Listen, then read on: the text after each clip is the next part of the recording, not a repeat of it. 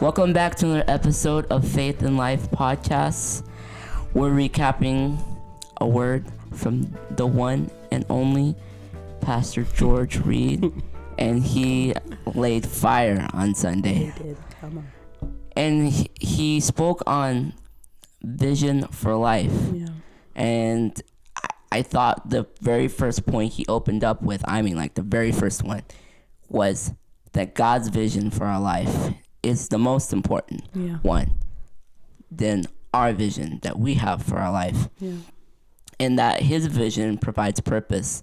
And I think so much we get caught up on what we see for ourselves for vision, and we get caught up on what we think is purpose.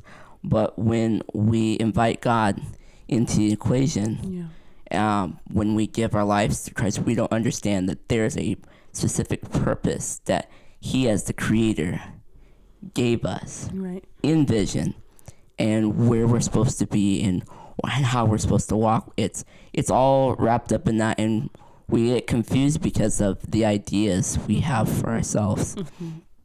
And I think that we can tend to have vision, but then we lack purpose. Or we think we have purpose, but we lack vision for what that purpose is when God brings both of those together. Come on. Yeah, that's so good. And just living life, it's helpful to be able to see something. Because when you can see it, you can navigate towards it. So sometimes it can be easier to make up a vision because we have to see something, if we don't feel like God's talking, or if we're not pursuing the relationship enough to get clarity for what he said, then we need vision. So we come up with something, we'll accept a vision that someone else has offered for us. And like you said, just because we have vision, it doesn't mean that there's purpose assigned to it. So you can have vision and still be very empty, still be walking around without purpose. But I love that scripture. I think it's in Proverbs that it says, it's the glory of God to conceal a matter, and then the honor of kings to search it out. And in Ecclesiastes, it talks about how he's placed eternity on the inside of us. So it's like this, when we're looking for vision or pursuing vision, it's like, and Pastor said it, it's not on the outside of us, it's on the inside. Yeah. So God has placed this seed on the inside, and it's our relationship with him. It's our digging and pursuing the inside that makes it so that we're able to follow a vision that has purpose attached to it. Yeah, come on. Yeah, that's right. That's good. That point of heaven is inside of us. When you said eternity, you just hit it right on there. Come on, and that's all kingdom. That's what the kingdom colliding with us is us walking out what's been placed on the inside. I think that takes us to what the second part that Pastor is talking about how vision is a product of relationship. Come on. And it's our relationship with God. And he brought up Colossians chapter 3, I think verses 1-3, he said. And it is about us, our need to set our sights on things that are above, where God is. And when we look at what God's vision is for us, he sees the inside of us. He sees what's going on, like what he placed on the inside of us. Yeah. And so when it comes to excavating or digging up those things that are inside of our lives, it's for the purpose of unfolding vision. Right. Unfolding what he's placed on the inside of us. And it's like he hid those things in him. Yeah. In us. Right. So when we're pursuing our relationship with him, it's an automatic pursuit of the vision that he gave us. Because he's the one that can see what's there. Come on. And far better than what we can. So much better. We try to seek it out on our own. Right. And if that's not through approval from man, or to what we think is where we're going.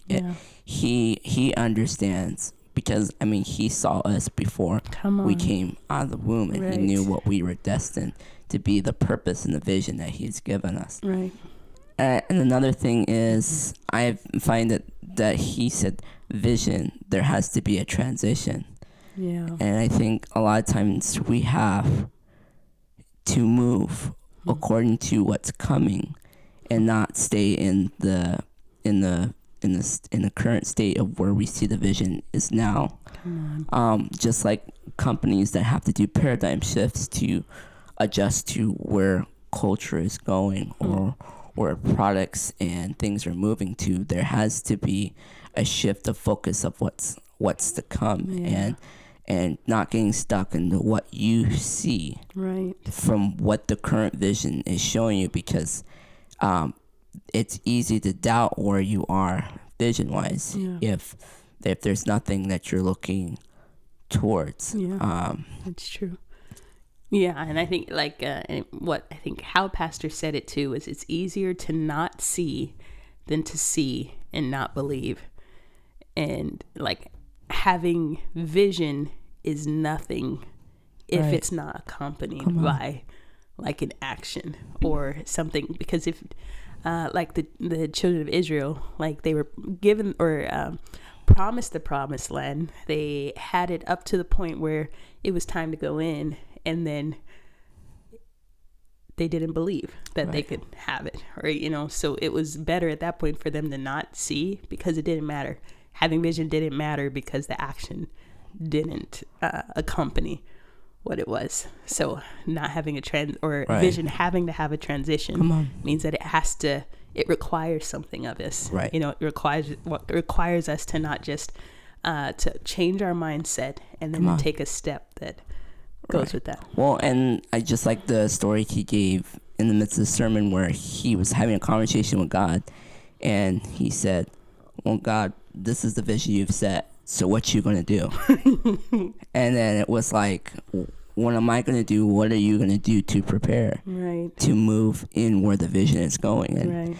And sometimes it's when the question is flipped back on us, it's like you have a part to play in where vision is, because God will set up things for you to get there, but you have to do your part, and you got to know what that part is according to the purpose. People, purpose, process. He speaks on that all the time, and it's so true, because without people and without purpose, without people and without process, purpose within vision can't be fulfilled, and we have to know what that looks like. Yeah, that's good. And that was another point he made too, about how so sometimes vision is so much we can't do it ourselves, or we can't it can't be fulfilled just in ourselves. Like, we need other people, and especially if we're ones to want to stay by ourselves, or to be on our own, trying to consider other people in our process is like, people are an obstacle, people are getting, it's easier to have vision and not have to consider people, but that's not the way God works. It's not the way kingdom works. It's for God to love the world.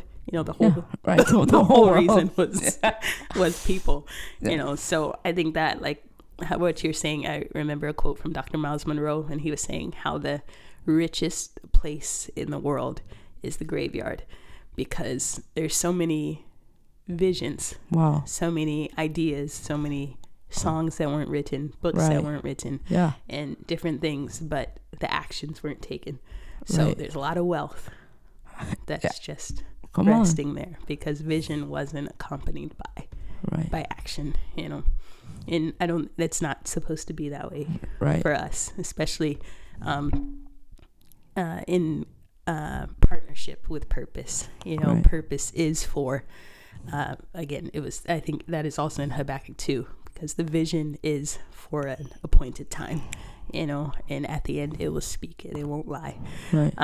So that was the last point. Habakkuk 2, 1-3 is where Pastor was, and it says he was talking about the importance of writing the vision down. So not just seeing it, but also taking the time to write it, to put language to it, and writing it for clarity, writing it for something to go back to and revisit, because without vision the people perish.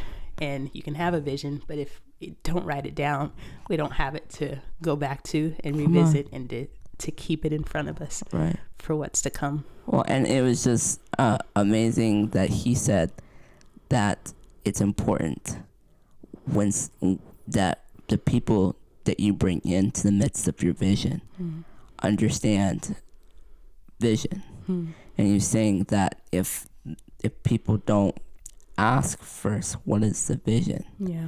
And they immediately tell you what the vision is. He's really funny about it. He's just like, you should get rid of them. You should fire them. Fire them. But it's such a great point, because a lot of times it's figuring out, if you've seeked what the vision is, then the people that come alongside, there should be a partnering, a sense of coming together to help meet where that vision is going. Right. And I think it's such a beautiful thing when people of God come together, and they're able to, through sharpening each other, able to grow and create vision to go out and do what God has purposed, because we all have that purpose, that thing to do, and we just need to search and identify what that vision is, what that purpose is. Yeah, and then walk it out. It's so good. Yes. The last thing is, when God gives you vision for life, you can go anywhere, be you, be yourself, and be okay. Come on. And so, like the vision activates something on the inside. It allows us to rise up and be who we're supposed to be. And then when we're not intimidated by the environment that we walk in, even if it's a new one or we don't know the people around us. Right. The vision is directive, and it comes with its own safety. It comes with its own covering and security, so that when you're walking in vision, when you're walking in purpose, it's okay to be yourself. Right. You're protected, you're covered, and it's a grace that you're able to walk in, that we're able to walk in, because we're in vision. So we encourage you. It was such a good word. There's so much more that we could talk about, but go back and listen, and just take some of the steps, the action steps wise, to take the time. We know life is busy, and it can be busy, and there's so much going on, but just take the time to connect with Holy Spirit, to in your pursuit of your relationship with God, to write down the vision that He's giving you, even if it's only in pieces. It takes one piece at a time sometimes, and then when you look back at the whole thing, you're like, I can see it now. I can see what the pieces were for. So just go back and revisit. And if you did do that, if you did write down the vision already, go back and revisit it, because that's what it's for, so that those who read it can run with it. And that's where the action comes. We have the vision, and then we can run with it. Come on. That's so good. That's it.